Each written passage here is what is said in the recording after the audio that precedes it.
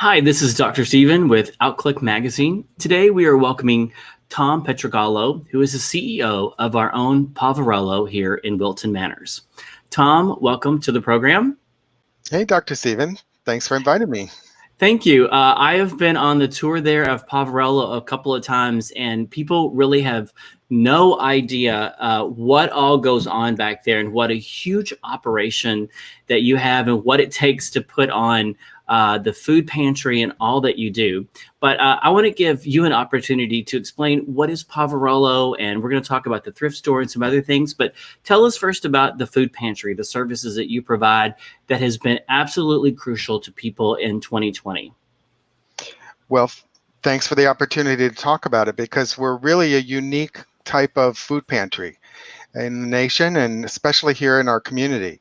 We're 100% client choice, which means that a client comes to us and they get the items that they select, not the items that we select. We do some pre-selection through curation of the food items by our licensed registered nutritionist. The nutritionist goes through and looks at the nutritional content, the sodium content, the fats that are involved in the different foods, and makes sure that they are healthy grocery items. So you can't really make a bad choice in our food pantry when a client makes a selection. They can select online or they can call us and we select over the phone. Then they can choose the day that they come to pick up or the day that we go to their home to deliver. So it's about a week's worth of groceries, and the whole thing costs us about $100 to organize per week's worth of groceries. So it's not necessarily an inexpensive way of making sure that people get healthy foods, but healthy foods generally seem to be a little more expensive to produce and make sure that people have access to. Mm-hmm. So the delivery has been, the COVID-19 has really pushed us to overnight become a delivery service and work with community partners like DoorDash to make sure that we get people the deliveries that they need. So it's been really unique. It's not just a food pantry, it's also a nutrition service. It's a live well, eat well program to where it's not just the food, but it's also, like you said, the nutritionists look at the food and it helps people to eat better, not just provide the food. If you want to maybe give us a little more about that, Tom, which is such a fascinating slice and it's such a, I think, different, unique service that you provide. Yeah, sure. Well, part of what our mission is to deal with the effects of chronic illness. And so chronic illness can be either aided or worsened by the types of foods that we consume.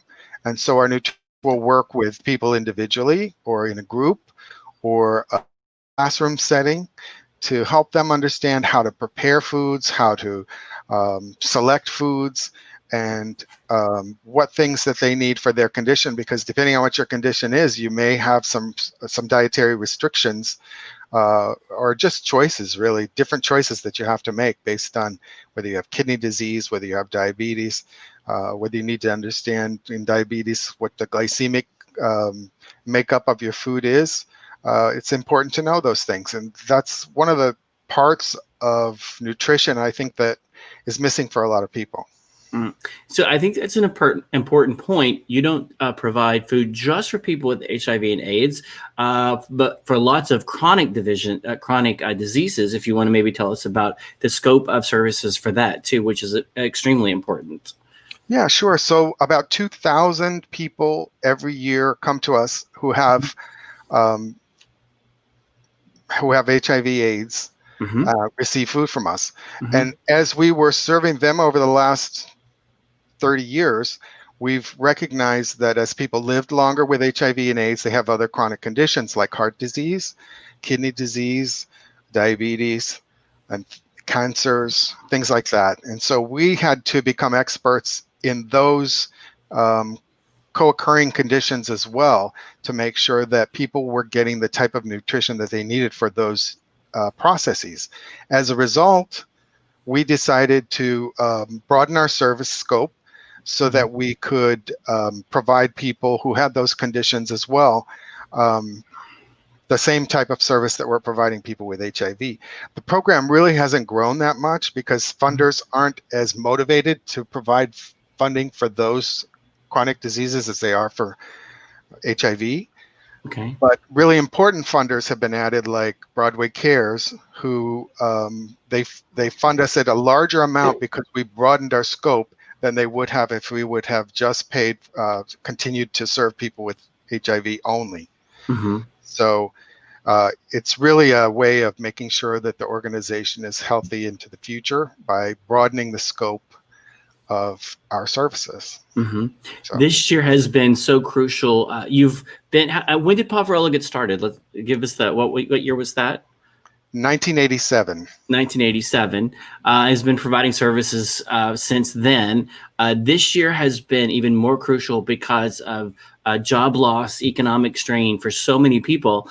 You've also had the task of keeping Poverello up and running during an economic strain. So you've had a dual challenge for not only the people you serve, but also for your organization for this year. So we're going to talk about people who are going to give you money because it's very vital that you are providing for our services for our people. You've also got the touchless delivery. So if people need touchless delivery, All they have to do is when they okay, order, make that selection. okay, Of course, we okay, have to have their current address, and they have to okay, be willing to be home when we come. okay, okay. And then you have given, let's see, 500,000 meals over the course of a year. Is that about the right numbers? Yes, yes. Mm. When you look at it over the 30 years, it's a lot of food. It's a lot of food. It's a Yeah. lot of food. Yeah.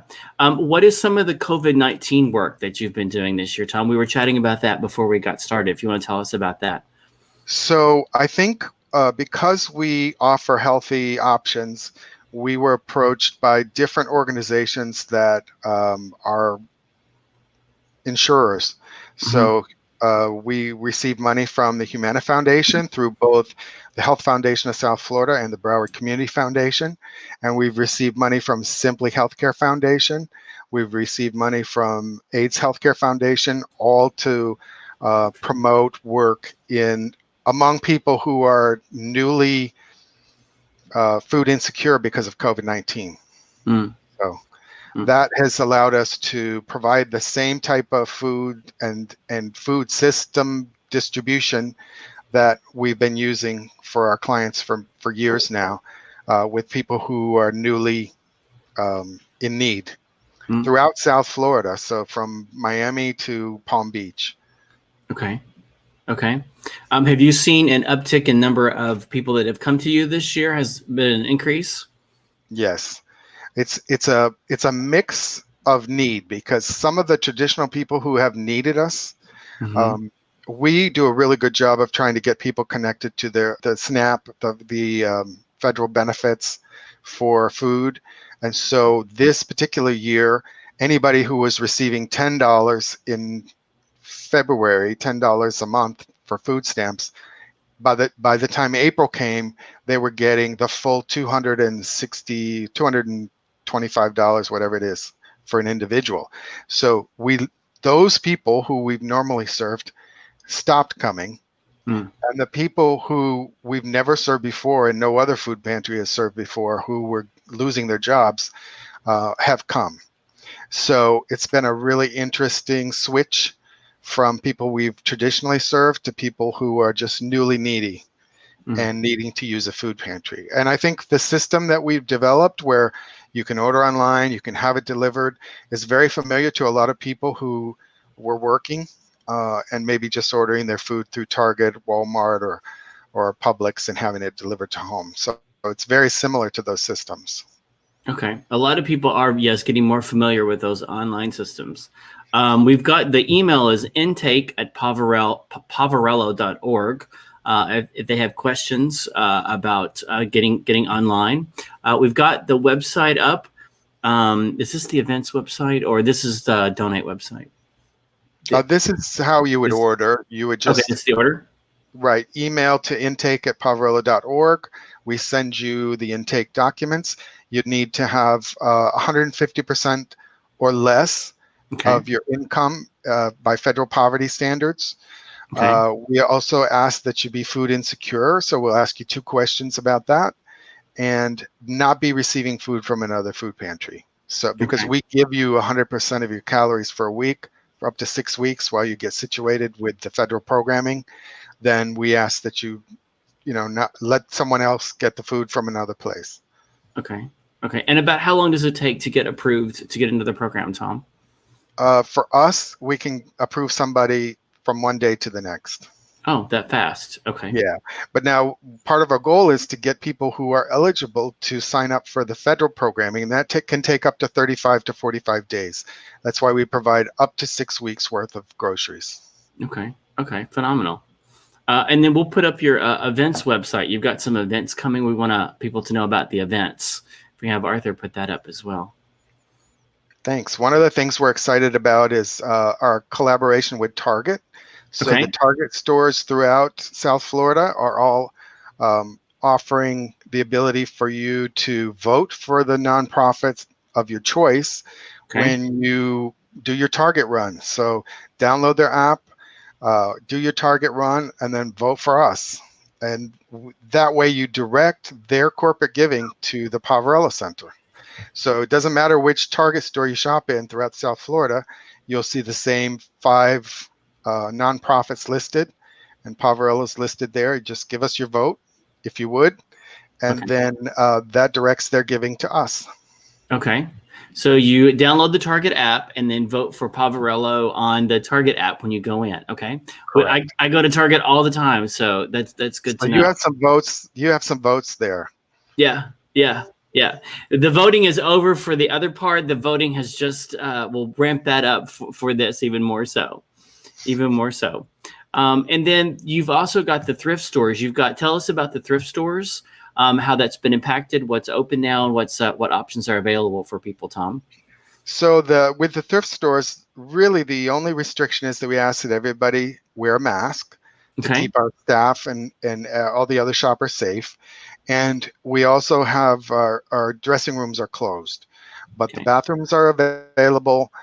We have sanitizer at the front door. We have masks for people who don't have them, or gloves if you'd like gloves. We have all those things for people to shop.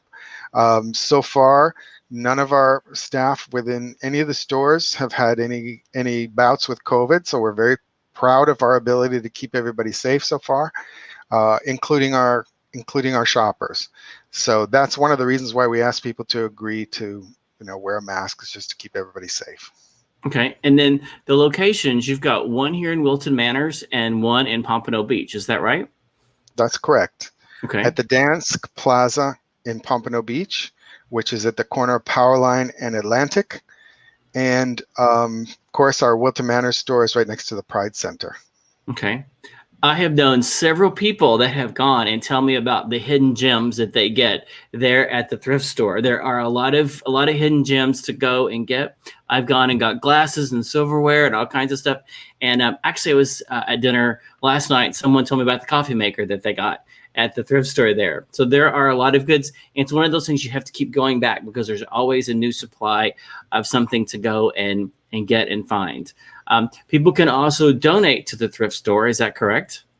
That's correct. If you have generally used items or furniture or things that you just need a little bit more space and want to donate them to a good cause, Mhm. you're welcome to call us, and we will gladly accept those things and even come pick them up. Okay. We also accept boats and cars and things like that if people are needing to unload those things for whatever reason. Okay. And I think that's a great point. And are these tax deductible? The IRS allows you to say what your donation is worth, and you have to defend that to the IRS. We simply offer you the forms and sign off that you said that's what it was worth.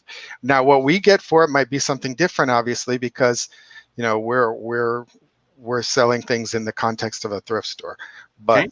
you are able to put the value that is a fair market value estimate on your donation form, and then that you can use for your taxes. Consult your tax attorney or your tax preparer to see what is tax deductible for this season.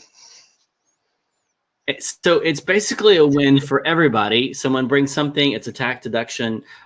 You all can resell it, and then it's for a good cause. It gives money and gives the food pantry back directly to our community. This is one of the best ways, one of the several best ways to give back to our community.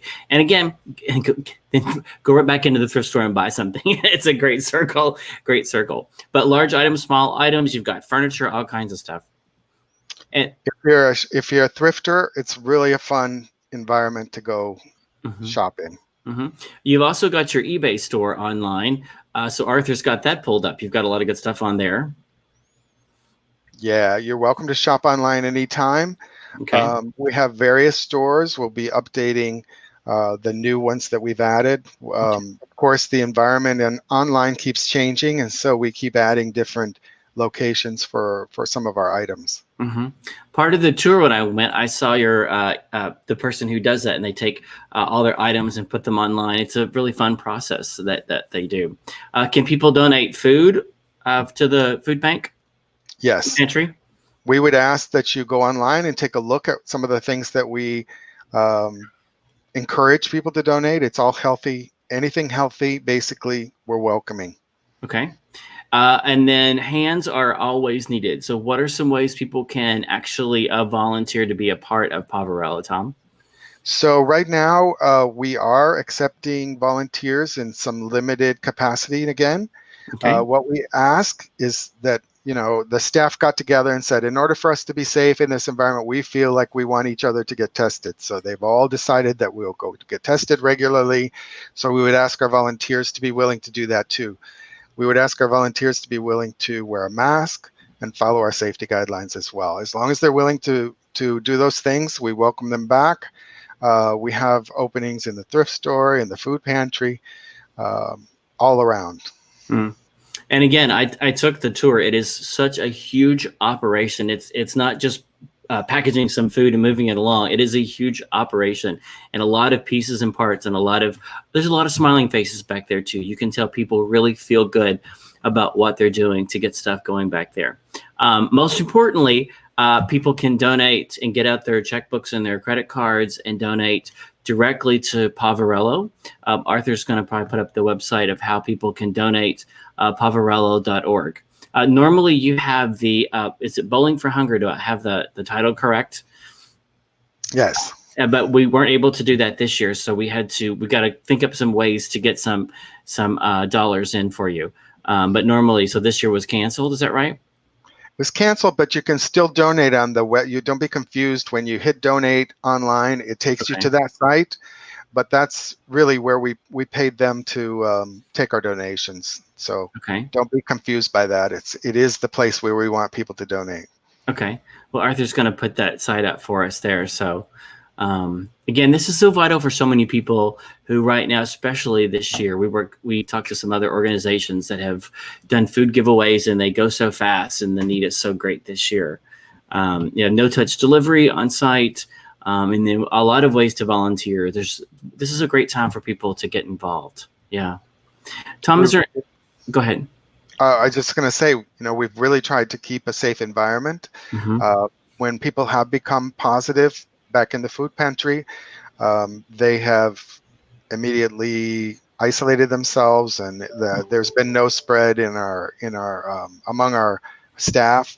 So I think our systems are safe. People can feel confident that when they come to volunteer, if they follow the rules, they'll be safe. We've been doing this since April, so with good results. So. You've got a lot of great community partners. If community partners want to come on board, you've still got opportunities for that too, right? Of course, we really do. One of the most interesting community partners that's come on board lately through 211 Broward has been I always get them mixed up with the other services, but I shouldn't, because they're so helpful to us. Gosh, why can't I think of the name of it? You're like me. There's so many names going on right now, and so many ones with the title in it, or the title Brower or something. But We can pull up on your website your community partners too, and look at those. Arthur, if you can pull up the community partners, but it takes just so many people to make this. So AHF is one of your, and AHF works with us, and is we keep taking a deeper dive into what AHF does and provides for so many people, and just multiple layers. And they've got them on there, Dr. Beth Cooper, and then several others. So Dr. Cooper has been with us as a volunteer for, I think, 12 years. mm-hmm. Imagine the number of people who have benefited from her chiropractic care for free Mm-hmm. who Mm-hmm. come to us. That's just amazing that there are people in the world that are so giving and so generous. Yes. So if you're not in the situation where you need assistance, to Mm-hmm. come to us, she's a great practitioner to support, because Mm-hmm. she's giving to people who don't have anything. So. Mm-hmm. FAU is on there. We're just to the F's on the screen. FAU, the Fenway Institute. Keep going, Arthur. We'll look at some others. But the Greater Fort Lauderdale Convention and Visitors Bureau, we work a lot with them, and Stacy Ritter is one of our partners as well. We also work with Hunter's Nightclub, the Humana Foundation. So you've really gotten, obviously, a lot of community buy-in. Tom, is there anything else you wanted to cover that I didn't ask? I think we could talk all day, obviously, about all the scope of services that you provide. And very important, I forgot to cover, we didn't put up when you were our cover story. So I'm going to have Arthur, look at there, Outclick made it. But we want to put up our cover story before we cut out, because it's a really beautiful story. The photos are so nice. There's one of you on the couch that just says, come over and sit down and talk to me about Poverello, or whatever you want to talk to me about.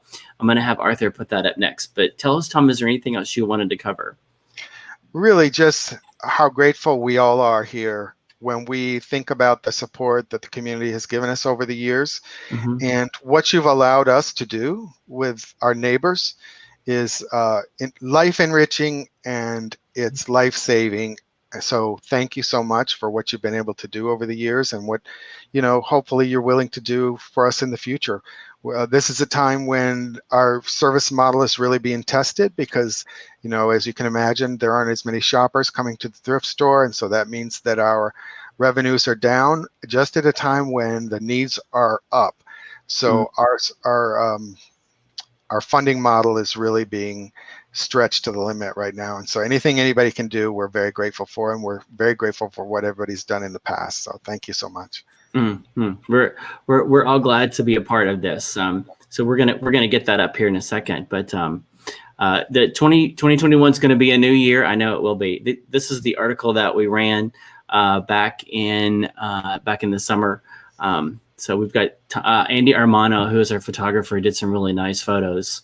This was the May issue. You are our cover story. So he's such a pleasant person to talk to too. He's really a great person to be doing what he's doing. And we did some photos there in the thrift store. The black and white photos turned out so well.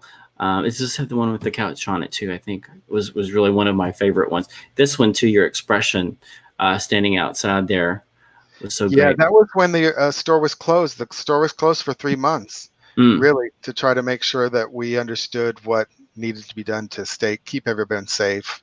Mm-hmm. Mm-hmm. So, well, Tom, this has really been great. You're always a joy to talk to, and I really appreciate all of your hard work. Thank you so much for doing what you do. We really appreciate you. Thank you. Arthur's going to put up your website again. It's poverello.org. And then he's going to put up your social media as well, and all of your websites. Tom, one of the questions I ask everyone at the end is, what words of encouragement would you have for our listeners on the podcast or viewers during this unprecedented time? Just keep in mind that you've been through difficult times before, and you've gotten through them. And think about some of the ways that you did that, and ways that you've been successful in the past when things have been difficult. And just know that you can get through this. We all can if we stick together and reach out if you have a need. We're here to help as much as we can. So whatever doesn't kill us makes us stronger. Yes.